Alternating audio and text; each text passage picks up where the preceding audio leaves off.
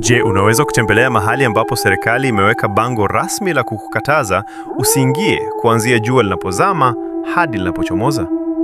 Mahali ambapo hadithi za kale zinasema kuwa yeyote anayethubutu kubaki hapa usiku harudi akiwa hai. Leo tunasafiri hadi jimbo la Rajasthan nchini India. Katika mteremko wa milima ya Aravalli kuna mabaki ya mji uliokuwa na utukufu mkubwa, lakini sasa umetelekezwa na unajulikana kama sehemu yenye mizimu zaidi barani Asia. Karibu katika ngome ya Bangarh. Ngome ya Bangarh ilijengwa katika karne ya 16 na mfalme Bhagwant Das kwa ajili ya mwanawe mdogo. Kwa miaka mingi, mji huu ulikuwa na bustani nzuri, masoko yenye kelele za biashara na majumba ya kifahari. Lakini uzuri huu ulikuwa na giza lililokuwa likinyatia kwa nyuma. Kuna hadithi mbili kuu zinazoelezea kwa nini mji huu uligeuka kuwa magofu ya kutisha. Hadithi maarufu zaidi ni ile ya mchawi mweusi aliyeitwa Singia. Singia alikuwa mtaalamu wa uchawi wa giza na alikuwa amezama kwenye lindi la mahaba kwa binti wa mfalme aliyeitwa Ratnavati. Ratnavati alijulikana kwa uzuri wake wa kipekee katika India nzima. Siku moja, binti huyo alikwenda sokoni kununua mafuta ya manukato. Mchawi Singia aliona nafasi hiyo. Aliyapiga mafuta yale kashikashi ya uchawi ili binti huyo atakapoyapaka ajikute anampenda mchawi huyo na kumkimbilia. Lakini binti Ratnavati, ambaye pia alikuwa na busara, aligundua mtego ule. Aliyatupa yale mafuta juu ya jiwe kubwa. Kwa maajabu ya uchawi, lile jiwe lilianza kuviringika kuelekea kwa mchawi Singia na kumponda. Kabla hajafa, Singia alitoa laana ya mwisho. Alilaani kuwa kila mtu atakayeishi ndani ya mji wa Bangarh atakufa kifo cha ghafula, na roho zao zitabaki hapo milele bila kupata amani wala kuzaliwa upya.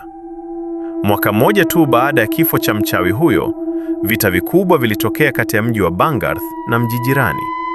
Karibu kila mkazi wa mji huo, akiwemo binti Ratnavati, aliuawa. Tangu wakati huo, mji ule haukuwahi kukaliwa na watu tena. Watu wa vijiji vya jirani wanaamini kuwa laana ya Singia bado inafanya kazi. Wanadai kuwa usiku wa manane unaweza kusikia sauti za vicheko vya wanawake, muziki wa kizamani na harufu ya manukato ikitokea ndani ya mabaki ya majumba yaliyotelekezwa.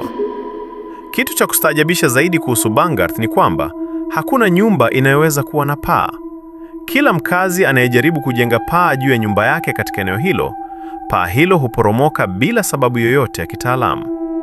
Watalii wengi wameripoti kuhisi uzito kifuani na hisia ya kuwa kuna mtu anawaangalia kwa nyuma wakati wanatembea kwenye magofu hayo.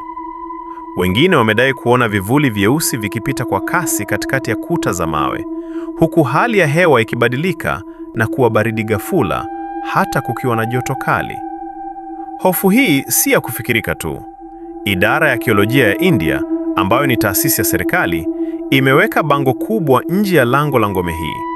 Bango hilo linasema kwa herufi kubwa, ni marufuku kuingia katika eneo la Bangarh kabla ya jua kuchomoza na baada ya jua kuzama. Walinzi wa eneo hilo huondoka kila siku ifikapo saa 12 jioni na hawarudi hadi asubuhi. Inasemekana kuwa wale waliokaidi amri hiyo na kubaki ndani ya ngome usiku hawakuonekana tena, au walipatikana wakiwa wamepoteza fahamu na akili zao. Ngome ya Bangarh inabaki kuwa ukumbusho wa kutisha wa jinsi upendo, usaliti na uchawi unavyoweza kufuta ustaarabu mzima. Je, ni hadithi tu za kale au ni nguvu za giza zinazolinda magofu hayo?